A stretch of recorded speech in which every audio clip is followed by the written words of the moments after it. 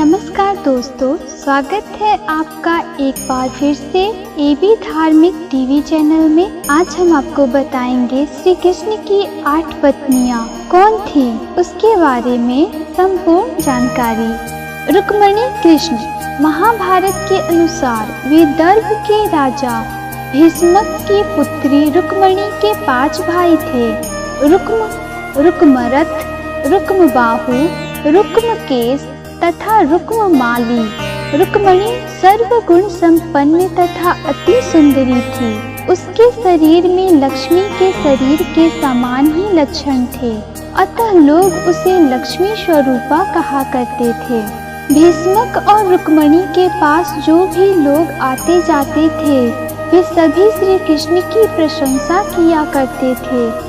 श्री कृष्ण के गुणों और उनकी सुंदरता पर मुग्ध होकर रुक्मिणी ने मन ही मन तय कर लिया था कि वह श्री कृष्ण को छोड़कर अन्य किसी को भी पति रूप में स्वीकार नहीं करेगी। उधर श्री कृष्ण को भी इस बात का पता हो चुका था कि रुक्मिणी परम रूपवती होने के साथ साथ सुलक्षणा भी है, किंतु रुक्म चाहता था कि उसकी बहन का विवाह चेदी राज शिशुपाल के साथ हो।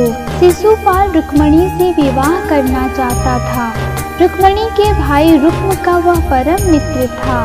रुक्म अपनी बहन का विवाह शिशुपाल से करना चाहता था। रुक्म ने माता पिता के विरोध के बावजूद अपनी बहन का शिशुपाल के साथ रिश्ता तय कर विवाह की तैयारियां शुरू कर दी थी। रुक्मिणी को जब इस बात का पता लगा तो वह बड़ी दुखी हुई।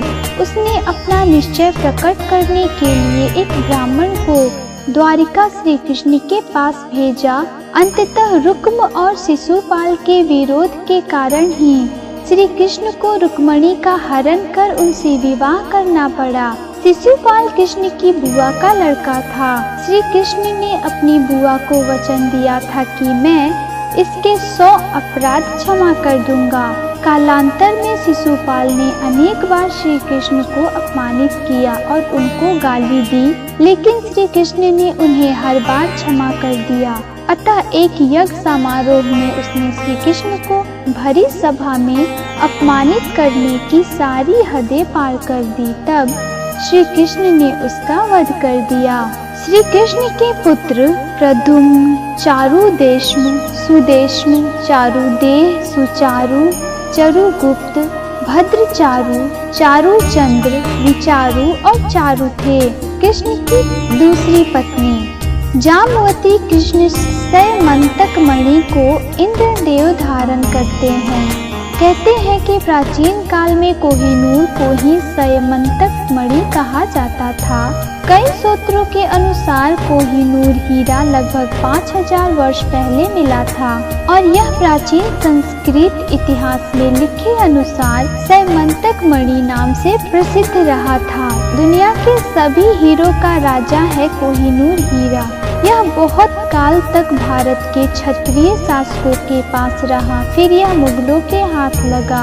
इसके बाद अंग्रेजों ने इसे हासिल किया और अब यह हीरा ब्रिटेन के म्यूजियम में रखा है। हालांकि इसमें कितनी सच्चाई है कि कोहिनूर हीरा ही सैमंतक मणि है, यह शोध का विषय हो सकता है। यह एक चमत्कारिक मणि है। भगवान श्री कृष्ण को इस मणि के लिए युद्ध करना पड़ा था। उन्हें मणि के लिए नहीं बल्कि खुद पर लगे मणि के चोरी के आरोप में असिद्ध करने के लिए जामवंत से युद्ध करना पड़ा था। दरअसल यह मणि भगवान श्री कृष्ण की पत्नी सत्यभामा के पिता सत्राजित के पास थी और उन्हें यह मणि भगवान सूर्य ने दी थी। एक दिन किसी समारोह में श्री कृष्ण ने सत्राजित से यूं ही कह दिया था कि इसे अक्रूर जी को प्रदान कर दे, लेकिन सत्राजित ने इससे इनकार किया था। बस यही कारण से श्री कृष्ण पर चोरी का इल्जाम लग गया। सत्राजित ने यह मणि अपने देवघर में रखी थी। वहां से वह मणि पहनकर उनका भाई प्रसेनजीत आखेट के लिए चला गया। जंगल में उसे और उसके घोड़े को एक सिंह ने मार दिया और मणि अपने पास रख ली।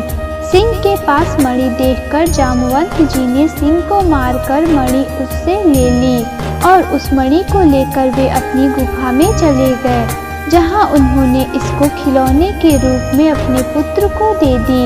इधर दीर्घकाल तक उसके वापस न आने पर सत्यजित को लगा कि कृष्ण ने उसे मारकर मणि हस्तगत कर ली होगी।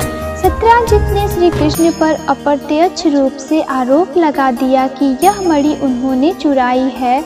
इससे राज्य भर में कृष्ण की बदनामी होने लगी। तब श्री कृष्ण को यह मणि हासिल करने के लिए जामवंत जी से युद्ध करना पड़ा। बाद में जामवंत जब युद्ध में हारने लगे तब उन्होंने अपने प्रभु श्री राम को पुकारा और उनकी पुकार सुनकर श्री कृष्ण को अपने राम स्वरूप में आना पड़ा।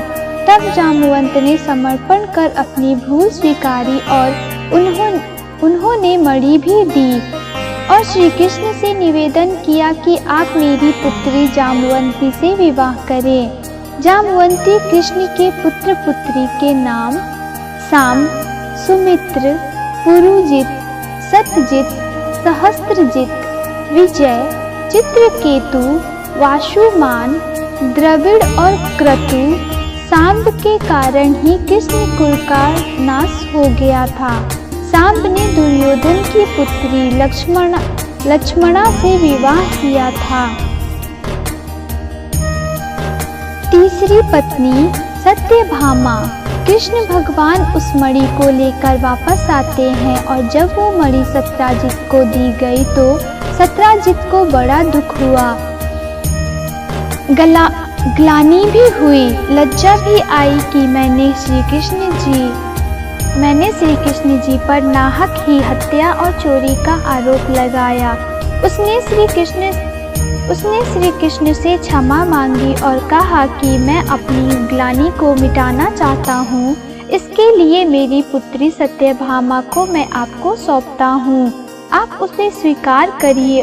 और उसने कहा यह मणि भी आप रखिए दहेज में। कृष्ण ने कहा यह मणि तो आफत का काम है और दो मणियां मिल गई एक मणि के चक्कर में, यह मैं नहीं रख सकता, यह आप ही रखिए, ये आफत की मणि है। मणि के कारण राजा सत्यजित की पुत्री श्री कृष्ण की तीसरी महारानियों में से एक बनी। सत्यभामा के पुत्र का नाम भानु था। सत्यभामा को एक और जहां अपने सुंदर होने और श्रेष्ठ घराने की राजकुमारी होने का घमंड था, वही देव माता अदिति से उनको चिर यौवन का वरदान मिला था, जिसके चलते वह और भी अहंकारी हो चली थी। नरकासुर के वध के पश्चात एक बार श्री कृष्ण स्वर्ग गए और वहां इंद्र ने उन्हें पारिजात का पुष्प भेंट किया। वह पुष्प श्री कृष्ण ने देवी रुक्मिणी को दे दिया। देवी सत्यभामा को देवलोक से देव माता अदिति ने चिर यौवन का आशीर्वाद दिया था। तभी नारद जी आए और सत्यभामा को पारिजात पुष्प के बारे में बताया कि उस पुष्प के प्रभाव से देवी रुक्मिणी भी चिर यौवन हो गई हैं। यह जान सत्यभामा क्रोधित हो गई और श्री कृष्ण से पारिजात वृक्ष लेने की जिद करने लगी। सत्यभामा के पूर्व जन्म की कथा। सत्यभामा ने एक दिन श्री कृष्ण से पूछ लिया कि मैंने कौन से ऐसे कार्य किए हैं जिसकी वजह से मुझे आपकी पत्नी बनने का अवसर मिला है। मेरे आंगन में कल्प वृक्ष है जिसके बारे में संसारी लोग जानते भी नहीं हैं। इस पर श्री कृष्ण ने सत्यभामा को कल्प वृक्ष के नीचे ले जाकर उनके पूर्व जन्म की कथा सुनाई। सत्यभामा पहले जन्म में सुधर्मा नाम के ब्राह्मण की कन्या गुणवती थी, जिसका विवाह सुधर्मा ने अपने शिष्य चंद्र से कर दिया था। कालांतर में सुधर्मा अपने दामाद चंद्र के साथ जंगल में गए हुए थे। वहां किसी राक्षस ने दोनों को मार दिया। सूचना मिलने पर गुणवती ने बहुत शोक किया। दरिद्रता के कारण घर का सामान बेचकर पिता पति का अंतिम संस्कार करना पड़ा। उसके बाद जीवन निर्वाह का साधन मिलने पर गुणवती ने स्वयं को भगवान विष्णु के चरणों में समर्पित कर दिया। कार्तिक मास आने पर गुणवती ने नियम पूर्वक व्रत पूजन आरंभ किया। इस बीच गुणवती को कठिन ज्वर हो गया। स्वास्थ्य ठीक होने के बावजूद गुणवती ने पूजन अर्चन नहीं छोड़ा और गंगा में स्नान करते समय प्राण पखेरु उड़ गए। श्री कृष्ण ने बताया कि इसी पुण्य के फल से सत्यभामा को पटरानी बनने का सौभाग्य मिला है। सत्यभामा कृष्ण के पुत्र पुत्री के नाम भानु, सुभानु, श्वरभानु, प्रभानु, भानुनाम, भानुमान, चंद्रभानु, बृहदानु, अतिभानु, श्रीभानु और प्रतिभानु। चौथी पत्नी कालिंदी। पांडवों के लाक्षागृह से कुशलता पूर्वक बच निकलने पर सात्विकी आदि युद्धवंशियों को साथ लेकर श्री कृष्ण पांडवों से मिलने के लिए इंद्रप्रस्थ गए। युधिष्ठिर, भीम, अर्जुन, नकुल, सहदेव, द्रौपदी और कुंती ने उनका आतिथ्य पूजन किया। इस प्रवास के दौरान एक दिन अर्जुन को साथ लेकर भगवान कृष्ण वन विहार के लिए निकले। जिस वन में वो विहार कर रहे थे वहाँ पर सूर्य पुत्री कालिंदी श्री कृष्ण को पति रूप में पाने की कामना से तप कर रही थी। कालिंदी की मनोकामना पूर्ण करने के लिए श्री कृष्ण ने उसके साथ विवाह कर लिया। कालिंदी खांडव वन में रहती थी। यहीं पर पांडवों का इंद्रप्रस्थ बना था। कालिंदी कृष्ण के पुत्र पुत्री के नाम श्रुत, कवि, वृष, वीर, सुबाहु, भद्र, शांति, दर्श, पूर्णमास और शाम और सोमक। पांचवी पत्नी मित्रविंदा। एक दिन श्री कृष्ण वन विहार के दौरान अर्जुन के साथ उज्जैनी गए और वहां की राजकुमारी मित्रविंदा को स्वयंवर से ले आए। मित्रविंदा श्री कृष्ण के पुत्र पुत्री के नाम वृक, हर्ष, अनिल, गृध्र, वर्धन, अनाद, महांस, पावन, वहिनी और क्षुधि है। कृष्ण की छठी पत्नी का नाम सत्या है। एक दिन भगवान श्री कृष्ण ने कौशल के राजा नग्नजित के 7 बैलों को एक साथ नाद कर उनकी कन्या सत्या से पानी ग्रहण किया। सत्या के पुत्र का नाम वीर था। सत्या श्री कृष्ण के पुत्र पुत्री के नाम वीर, चंद्र, अश्वसेन, चित्रगुप्त, वेगवान, वृष, आम, शंकु, वसु और कुंती है। 7वीं पत्नी का नाम भद्रा है। सत्या के बाद उनका कैकेयी की राजकुमारी भद्रा से विवाह हुआ।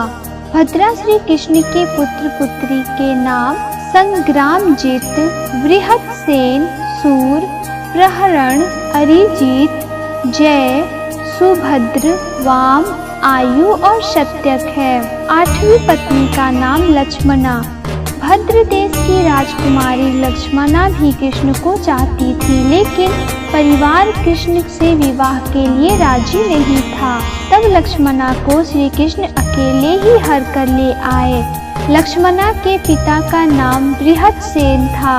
लक्ष्मणा कृष्ण के पुत्र के नाम प्रघोष, गात्रवान, सिंह, बल, प्रबल, उद्वर्ग, महाशक्ति, ओज और अपराजित। आशा करती हूँ आपको ये जानकारी बेहद पसंद आई होगी। धन्यवाद।